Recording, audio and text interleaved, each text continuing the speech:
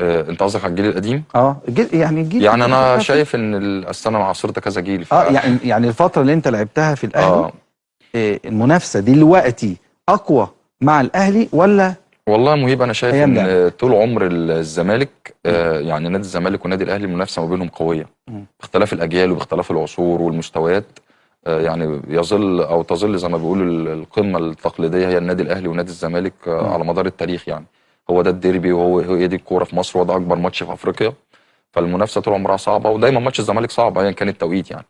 انا مش من النوع اللي دايما انت بتقلل من الخصم او ان انت شايفه في صوره مش كويسه. الكوره ملهاش كبير، وطول ما انت بتحترم الخصم اكيد هيبقى ده سر تفوقك يعني. مين اللي بيعجبك في نادي الزمالك دلوقتي؟ لا، في لعيبه كتيره طبعا مميزه يعني. يعني زيزو بقى له يعني مش ماتش او اتنين، بقى له مواسم كبيره بشكل ثابت، ودي قوه لعيب الكوره يعني. زيزو مأدي بشكل كبير جدا وعنده مستوى ثابت. الونش ربنا رجعه بالسلامه، مدافع كبير. طبعا دلوقتي عبد الله السعيد طبعا يعني من اعظم لعيبه الدوري المصري في السنين اللي فاتت، وانا بشوف عبد الله من النماذج اللي لازم اي لعيب كوره يعني يحتذي بيه. عبد الله الاهلي خسر عبد الله، حافظ على نفسه وعامل استمراريه كبيره وعامل اداء هايل مع نادي الزمالك. فعبد الله ما شاء الله معدي ال 100 جون، فعبد الله من اللعيبه الكبيره يعني. الاهلي خسر عبد الله؟ لا، هو النادي الاهلي ما بيخسرش لعيب يعني. النادي الاهلي دايما الكيانات الكبيره اللي زي الاهلي والزمالك ما بتخسرش لعيبه يعني. هو مش هيقف على لعيب، لكن دايما هل ممكن يخسر لعيب؟ دايما.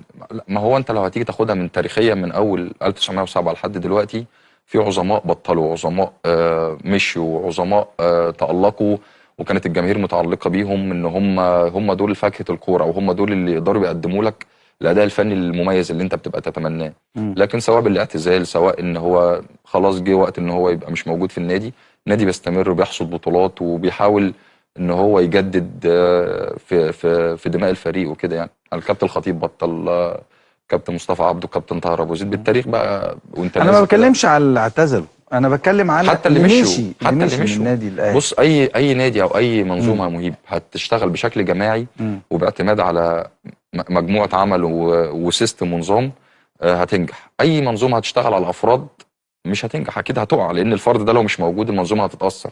فالنادي الاهلي في ميزه ان هو بيشتغل على مجموعه، يعني بيشتغل بنظام وسيستم وعمل زي ما بيقولوا عمل مؤسسي، فده بيديله دايما التفوق يعني. مبسوط لنجاح ناصر ماهر مع نادي الزمالك؟ يعني انا مبسوط لانضمامه لنادي الزمالك.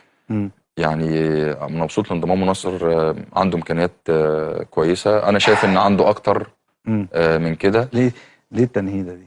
لا، انت بتقول مبسوط للنجاح.